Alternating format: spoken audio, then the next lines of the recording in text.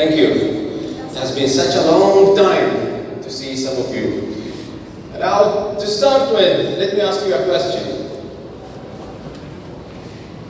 What is my age? Can you guess my age? 35. 25. I wish. I wish. 42. Millennial. This is not changing. It's on. Good. Okay. Now, yes, I wish my name is 35 or 28, but let me tell you this. Master of Ceremonies, where is he? Fellow Toastmasters and guests, good evening. Now, a few weeks ago, I was in Athens to attend a workshop. Because I am a fan of tattoo, I googled one professional tattoo artist to have my own design. And because wherever I go, I try to have my own print, just as a signature from the place I visit, whether it was US, UK, Thailand. If there is a chance, I have my own tattoo. I booked my appointment with that professional tattoo artist. I went there. Once we agreed on the design, the Greek tattoo artist asked, "What is your name?" in his funny Greek accent. I said, "My name is Hasanain." Hasanain. I said, okay, just call me Hassan. Where are you from? I am from Bahrain. How old are you? And I asked him the same question again. Can you guess my age? And he gave me, of course, 28. Now, 28 is a good number, but with my son being here, he's 15, and then the equation doesn't work out. Yeah? Now, I am 42. Once I left, having my tattoo, little pain, I realized that I'm old enough, with my experience being a professional trainer or a senior manager of a training academy in one of the well-known airlines in the region, to observe and see many wrong practices done by people. Whether intentionally or not, it doesn't matter. So today I thought, okay, let's share some of these wrong practices, and that's why I called my speech today, Stop to Get to the Top. You need to stop what you are doing now. And are you brave enough to stop? Let's see. So the first stop relying on people. Now, this statement makes me laugh because it contradicts itself. We say, let's help each other, let's support each other. Then how come I say, stop relying on people? Oprah said, you are responsible for your own life. If you are waiting for someone to help you, to fix you, to save you, then you are wasting your time. A big question here. Why are you wasting your time? And the answer is very simple. Because everybody is busy. Everybody is busy in his or her own life. The time of spoon feeding you has gone. You have to rely on yourself. Now, I remember many years ago when I wanted to open a business, I went to my dad and I asked him, "Dad, I want to open a business." Hasanain, business is risky. You already work, you have your salary, keep the cash.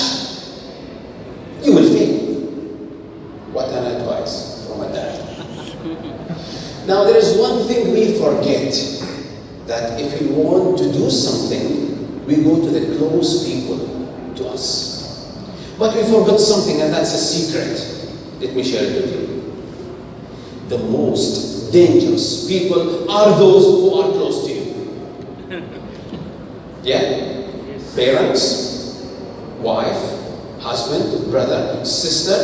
Do you know why? Because these people will never tell you the truth. Because they go for emotions.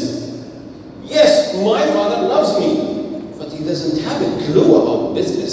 So from day one, it was wrong, in fact, to ask my dad about opening a business. So he feels sad if I fail, so he goes and tells me, "Hasanain, you will fail," to stop doing it. Now, many years later, when I wanted to continue with my studies, I went to my wife and asked her, "Honey, I want to study my doctorate degree." Same thing. Hasanain, keep the cash. You just had your master's degree. Why do you want to do your doctorate degree? We want money. We want to build our house. Do you think I listen to them? No. Yes. Definitely not. Yeah, so my message to you, don't listen to your wives. Okay, husbands or wives, don't listen to your husbands. Now, what I mean by here, what we mean by here is, okay, we can ask people, but finally, the decision is yours. You have to think about it. You have to take the right decision, not relying on someone else's decision. The second stop is stop saying, I know. Now, before I proceed, Steve Jobs said, we don't seek technology, we seek creativity. Raise your hand if you have read, heard, seen this from Steve Jobs. Nobody except me? Yeah, one? Only one brave? Yeah, you have? Yeah, thank you. I quote you. Yeah, Steve Jobs never said that. I said it. Yeah, and this is when you think you know. Yeah. Now, look at this. How many times you sat in a place, in a gathering, in a restaurant, in Toastmasters, with people where you hear something and it's completely nonsense? People have the assumption and the illusion of knowing. They think they know. People think what they know is what they know. But in reality, they don't know that they don't know. Did you get it? Yeah? Thank you. I didn't get it either. Yeah? So this assumption or illusion of knowing is with everybody. Now, as I said, I am a trainer and I do some courses occasionally, and I put this in some of the courses as an introduction to the course, and I call it the hidden tiger. I ask the participants to find the hidden tiger, and obviously they want to answer correctly. So they go behind the trees, behind the grass, behind the sky, behind the tiger, trying to find the hidden tiger. And I would say 99% of them will insist in their answer to be correct. And I ask them even to swear on the Quran. They say, yeah, Mr. Hasanain, the tiger is here. You can see the eyes, you can see the mouth, you can see. Are you sure? Yes, I'm sure. But then when I show them the answer, they collapse. And the answer, in fact, is written on the tiger, the hidden tiger.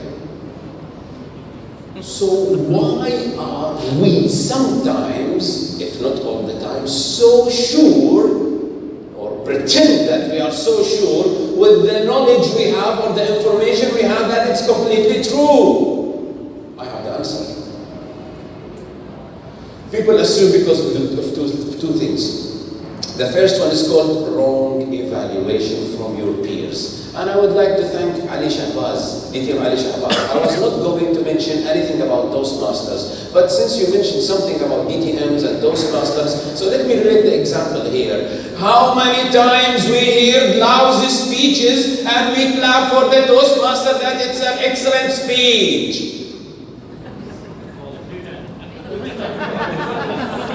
Every time, yeah? So the Toastmasters were built confident, yeah? And he becomes so confident that his speech is nice. And the next speech will also be nice because the evaluation is nice. And the next speech will also be nice because the evaluation was nice, until he becomes a DTM. From the examples we received from DTM Ali Shahbaz, when you ask him to speak, a DTM can't speak. Now, wrong evaluation from your peers. Look around. Look around. Who is actually complimenting you with lies? Yeah, many. And this is what happens to us. Even go back to the office. Yeah, if I am a new employee or I have a new employee, and today I'm going to write an email. So I write my email. I have no clue about writing an email. I give it to my colleague who has also no clue about writing an email. I said, Muhammad, what do you think of my email? Oh, excellent. And it's excellent, Hasanain, send it. I go and send it. Next day, Muhammad, I'm writing a second email. What do you think? Hasanain, I told you yesterday the email was nice. Yeah, just want to send it. Yeah, I become a manager, I become a CEO, and my emails are full of mistakes. Yeah, and who dares to talk to me about my emails? I am the boss.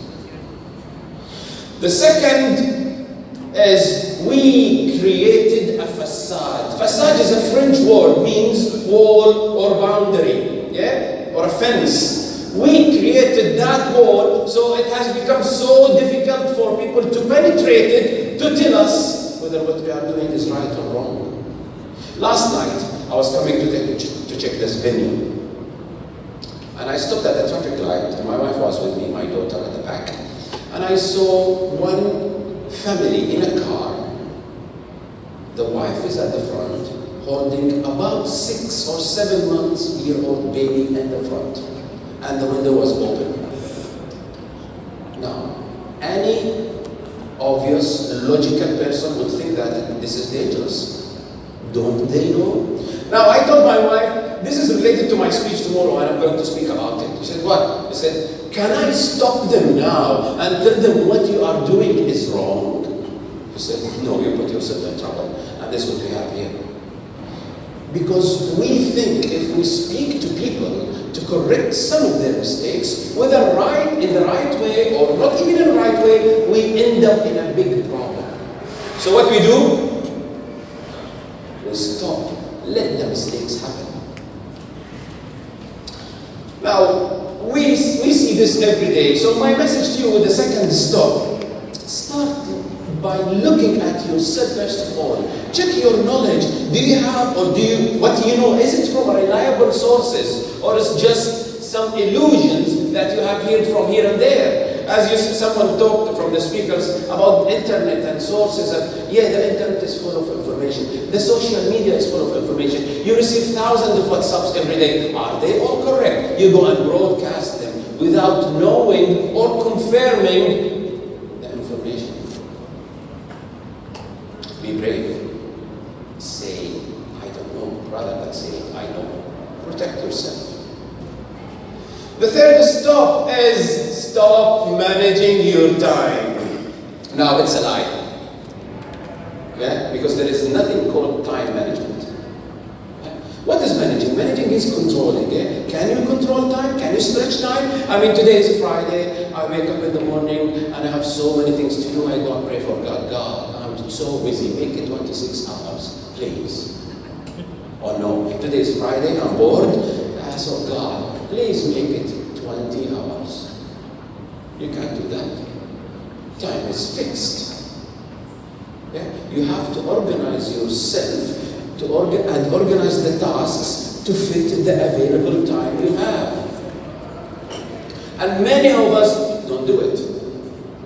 Let me share with you today my time management strategy. Now, I hope every single individual will have some objectives. Yeah, whether daily objectives, yearly objectives, monthly objectives. At least you have some objectives and goals to do. Now, these objectives must have some plans. Yeah, you need to plan to achieve those objectives. The plan is comprised of some tasks, or you may have some tasks lists. This task list will make your schedule. Yeah. And the schedule will tell you when to start, when to stop, and you have a holistic view of what you do. And then you can say, I am organized. They tell us, be organized, but they don't tell us how to be organized. Now, once you are organized, then you'll be able to prioritize what you need to do. Yeah, which one first, which one second, and which one third. And the plan must be flexible enough. Rigid plans won't work. But let me tell you one thing.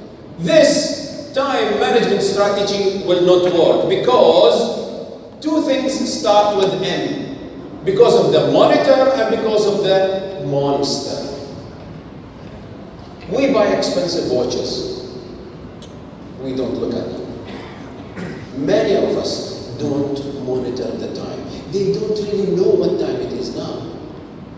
They wake up in the morning, They do so many things, and then they realize, it's 8 o'clock, it's 9 o'clock, it's 7 o'clock. So you need to check your time to make sure whether you are before time, ahead of time, or on time. The monster, what's the monster? Yeah? Thank you very much. Procrastination. Procrastination. Yeah? You have an exam tomorrow, when will you revise? Yeah, tomorrow. You have a presentation tomorrow, when will you prepare? Tomorrow. You have a speech, when will you practice? Tomorrow. Tomorrow, and later, and inshallah. And tomorrow will never come, because tomorrow will bring another tomorrow. And you know, let me tell you another secret of the day. Do you know what you procrastinate? The big tasks. The big tasks. We keep them till later. And we do the small tasks because they're easy. Read a book by Brian Tracy called Eat That Frog. I hope you heard about it. Yeah, it's a nice book. It has 21 tips to avoid procrastination. Ladies and gentlemen, in these few minutes, I shared with you 3 stops that you have to do in order to progress and develop. I hope you remember them. The first one, stop. Thank you. The second, stop saying I know. The third one, stop managing your time. I wish you a pleasant night. Thank you very much. Back to you, Master of Ceremony.